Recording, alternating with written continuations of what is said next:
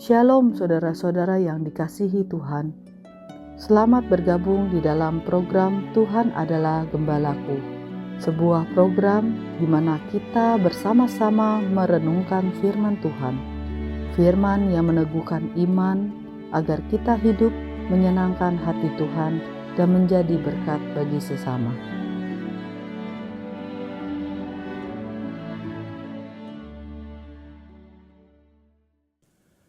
Shalom saudara-saudara yang dikasihi oleh Tuhan. Di dalam Tuhan Yesus kita memiliki damai sejahtera sehingga kita bisa mengerjakan segala sesuatu dengan optimal. Karena dengan damai sejahtera itu kita bisa fokus dan konsentrasi di dalam tugas-tugas kita. Itulah berkat Tuhan kepada kita. Salam jumpa dalam program Tuhan Adalah Gembalaku. Manusia mempunyai sebuah pergumulan yang bisa kelihatan, bisa tidak kelihatan. Namun ini sebuah pergumulan yang dari zaman ke zaman, yaitu terkait dengan hidup yang kekal atau keselamatan, atau kehidupan setelah kehidupan di dunia ini. Manusia banyak kegelisahan mengenai hal ini. Meskipun mereka sudah berbuat sebaik-baiknya dengan usahanya, namun tetap di dalam hati nuraninya, manusia tahu apa yang dia perbuat tidak pernah cukup. Meskipun dia sudah berbuat sebaik-baiknya. Dan kegelisahan itu tidak akan berhenti. Karena mereka tidak mendapat kepastian. Inilah yang akan dikisahkan di dalam Injil Matius pasal 19 ayat 16 sampai 26. Ada seorang datang kepada Yesus dan berkata, "Guru, perbuatan baik apakah yang harus kuperbuat untuk memperoleh hidup yang kekal?" Jawab Yesus, "Apakah sebabnya engkau bertanya kepadaku tentang apa yang baik? Hanya satu yang baik. Tetapi jikalau engkau ingin masuk ke dalam hidup, turutilah segala perintah Allah." Kata orang itu kepadanya, "Perintah yang mana?" Kata Yesus, "Jangan membunuh, jangan berzina, jangan mencuri, jangan mengucapkan saksi dusta. Hormatilah ayahmu dan ibumu, dan kasihilah sesama manusia seperti dirimu sendiri." Kata orang muda itu kepadanya, "Semuanya itu telah kuturuti, apalagi yang masih kurang?" Kata Yesus kepadanya, "Jikalau engkau hendak sempurna, pergilah, jualah segala milikmu, dan berikanlah itu kepada orang-orang miskin. Maka engkau akan beroleh harta di sorga. Kemudian datanglah kemari dan ikutlah aku." Ketika orang muda itu mendengar perkataan itu, pergilah ia dengan sedih sebab banyak hartanya. Yesus berkata kepada murid-muridnya, "Aku berkata kepadamu, sesungguhnya sukar sekali bagi seorang kaya untuk masuk ke dalam kerajaan sorga. Sekali lagi aku berkata kepadamu, lebih mudah seekor unta masuk melalui lubang jarum daripada seorang kaya masuk ke dalam kerajaan Allah." Ketika murid-murid mendengar itu, sangat gemparlah mereka dan berkata, "Jika demikian, siapakah yang dapat diselamatkan?" Yesus memandang mereka dan berkata, "Bagi manusia hal ini tidak mungkin, tetapi bagi Allah segala sesuatu mungkin."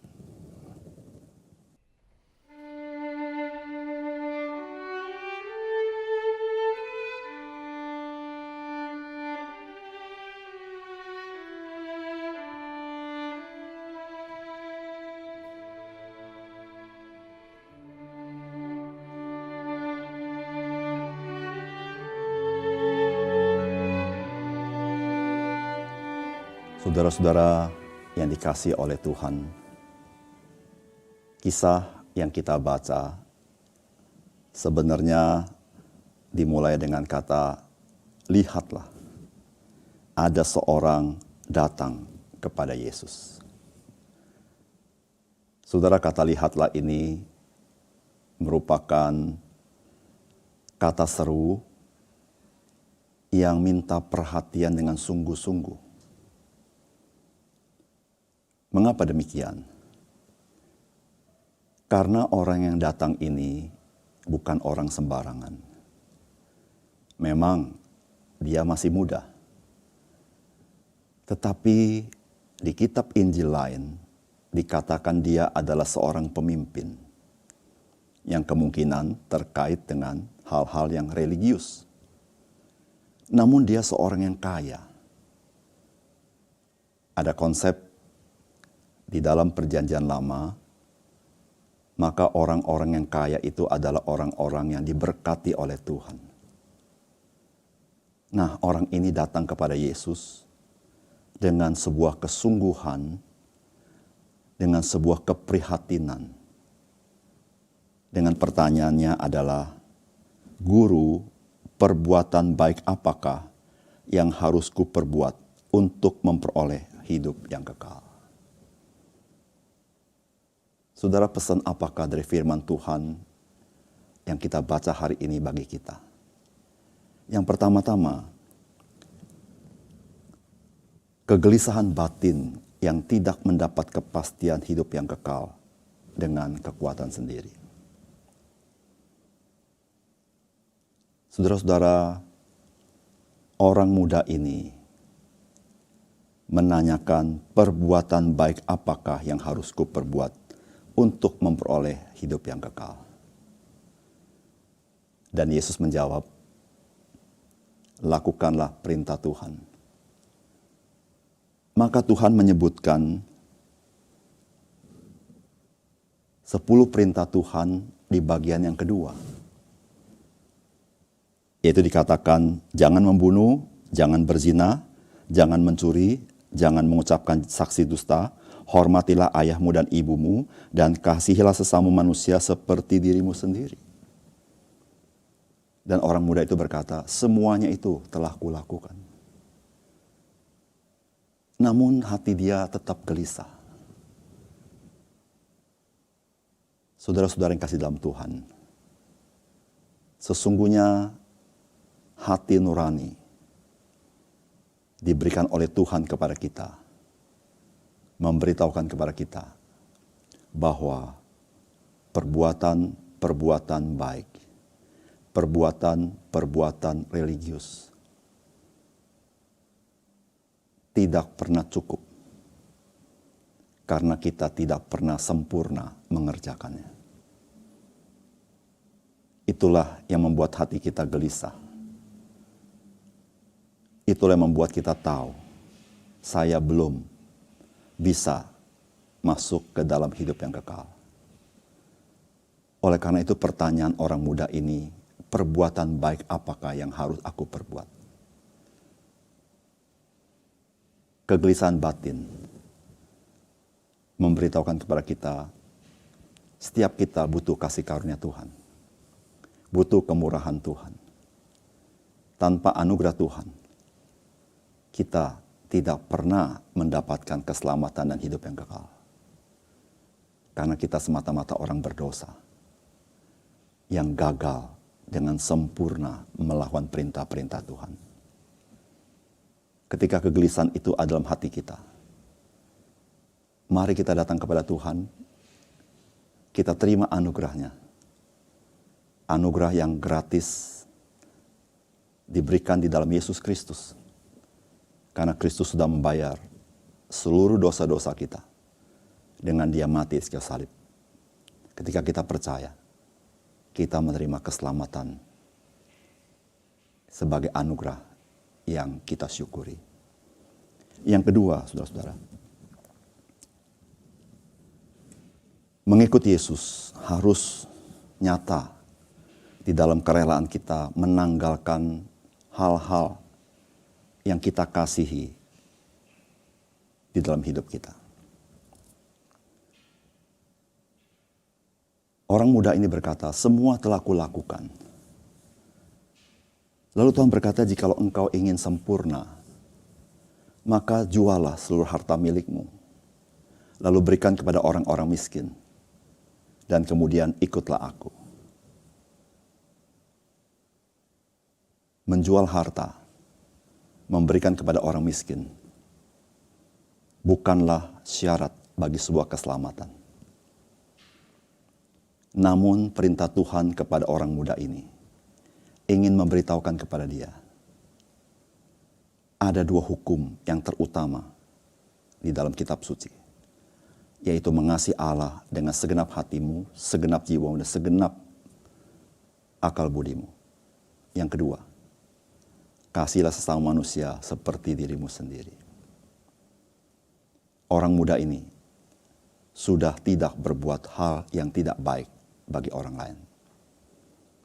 Sekarang Tuhan ingin dia menyatakan kasih kepada orang lain dengan berbuat baik dari harta miliknya.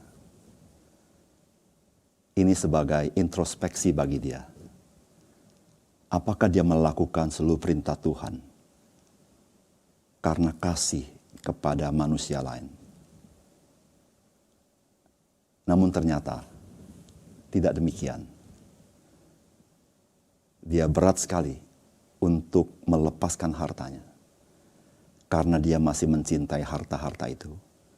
Dan pada dasarnya dia masih mencintai dirinya sendiri. Mencintai diri sendiri membuat dia tidak bisa mengikuti Yesus, mencintai Yesus.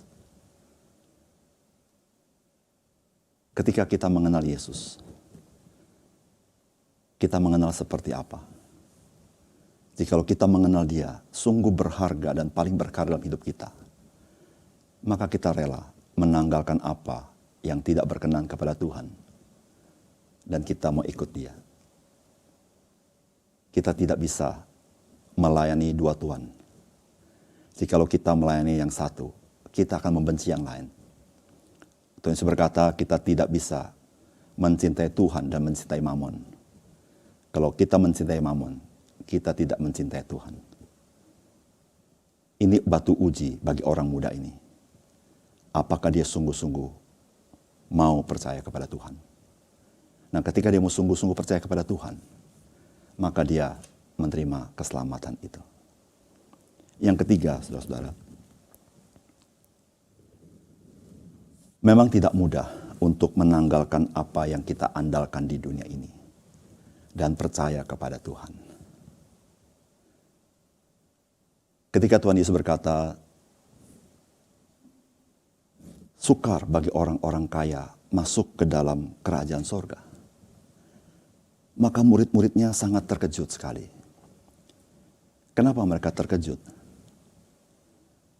Karena mereka melihat bahwa di dalam pengertian mereka, orang-orang kaya pada zaman itu adalah orang-orang yang berkenan kepada Tuhan dan diberkati oleh Tuhan. Dan mereka itu orang religius, pemimpin. Bagaimanakah mungkin orang-orang seperti ini sukar masuk kerajaan Allah? Tetapi itulah yang Tuhan Yesus katakan. Sukar bagi orang-orang yang mengasihi dunia ini untuk masuk dalam kerajaan surga. Karena dia tidak bisa mengasihi Tuhan bersamaan dengan mengasihi dunia ini. Tetapi bukan berarti keselamatan itu tidak mungkin bagi orang-orang yang seperti ini. Karena ketika Tuhan beranugerah kepadanya, maka ketika dia dilahirkan kembali, maka dia bisa melihat betapa mulianya Tuhan Yesus dibandingkan dunia ini. Dan pada saat itu, dia rela menanggalkan itu dan bersandar kepada Tuhan dan percaya kepada Tuhan. Ketika dia mengenal Tuhan Yesus, maka dia melihat dia harus bersandar kepada Tuhan daripada kepada dirinya sendiri. Keselamatan adalah anugerah daripada Tuhan. Tuhan yang memberikan kepada kita.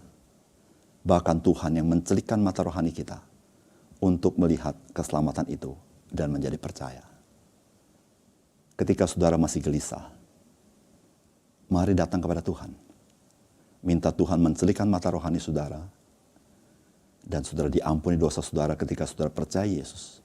Dan Tuhan memberikan hidup yang kekal kepada saudara. Dan kegelisahan itu hilang.